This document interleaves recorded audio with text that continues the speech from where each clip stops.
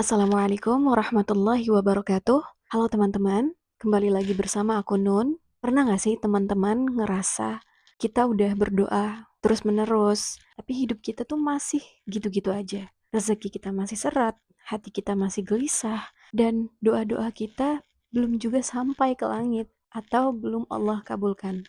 Dan Allah Subhanahu wa Ta'ala adalah Maha Pendengar.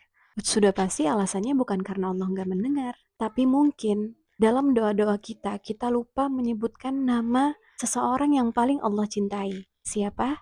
Itu Nabi Muhammad Sallallahu Alaihi Wasallam. Bersolawat kepada Nabi Muhammad Sallallahu Alaihi Wasallam itu bukan hanya sekadar doa, tapi merupakan jembatan rahmat antara langit dan bumi.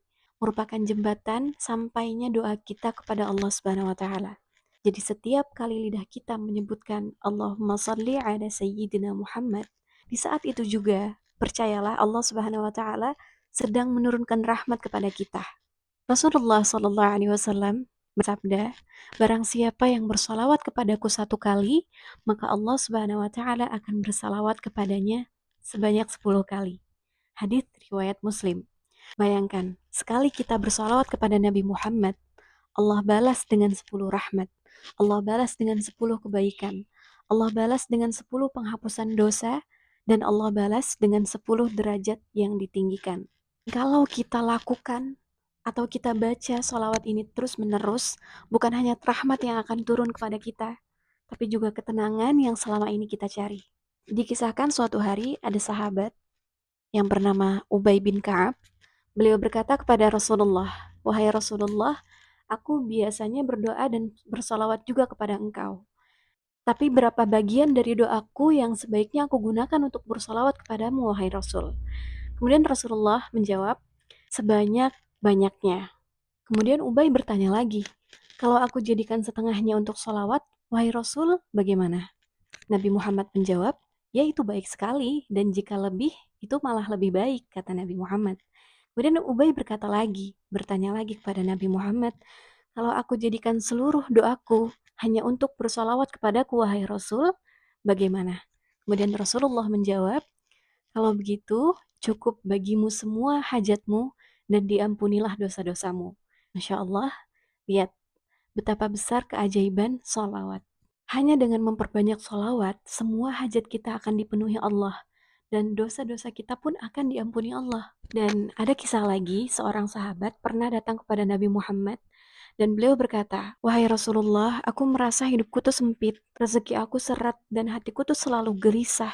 Kemudian Nabi Muhammad SAW menjawab, "Perbanyaklah bersolawat kepadaku, niscaya semua kegundahanmu akan sirna, dan rezeki kamu akan dilapangkan." Hadits riwayat Ahmad. Bayangkan Nabi Muhammad gak menjawab kamu harus bekerja keras. Bukan. Tapi beliau bilang apa?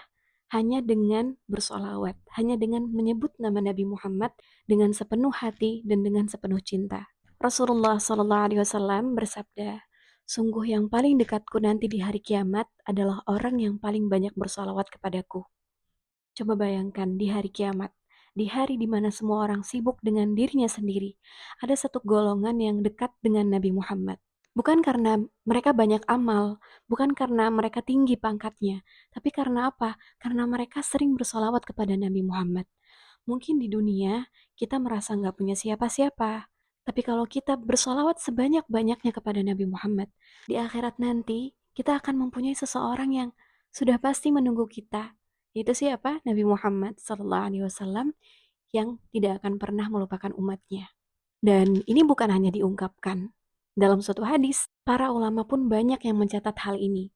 Di antaranya adalah Imam Ibnul Qayyim, beliau berkata, salawat kepada Nabi Muhammad SAW itu mampu menghapus kegelisahan, membuka pintu rezeki, dan menarik rahmat Allah lebih cepat daripada apapun yang dikenal manusia.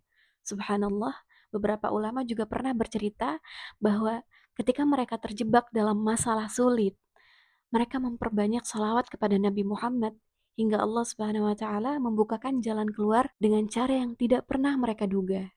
Masya Allah. Jadi mungkin bukan karena hidup kita sial, bukan karena Allah marah kepada kita, tapi mungkin karena hati kita tuh haus dari zikir, haus dari bersolawat, haus akan cinta kepada Nabi Muhammad SAW.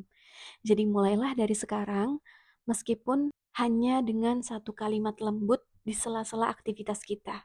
Senantiasa kita membaca, Allahumma salli ala Sayyidina Muhammad wa ala ali Sayyidina Muhammad. Karena setiap kali kita mengucapkan sholawat, nama kita juga akan disebutkan di hadapan para malaikat. Keren banget kan? Dan Allah Subhanahu wa Ta'ala itu sedang menurunkan rahmat kepada kita tanpa kita sadari. Dan ternyata itu semua ada dalam satu kalimat yang sering sekali kita lupakan, yaitu Allahumma sholli ala Sayyidina Muhammad wa ala ali Sayyidina Muhammad. Oke teman-teman, yuk mulai malam ini atau hari ini, di sela aktivitas kita, ketika kita berjalan, ketika kita sedang beres-beres rumah, ketika kita melakukan aktivitas yang sekiranya itu bisa dibarengi dengan membaca sholawat, kita baca sholawat sebanyak-banyaknya. Dan sebelum tidur, lebih baik kita mengucapkan sholawat kepada Nabi Muhammad minimal 10 kali. Dan lihatlah apa perubahan baik yang akan Allah berikan kepada hati kamu, kepada diri kamu, kepada hidup kamu. Karena bisa jadi, disitulah pintu keberkahan itu Allah buka untuk kita. Wallahu a'lam bishawab. Assalamualaikum warahmatullahi wabarakatuh.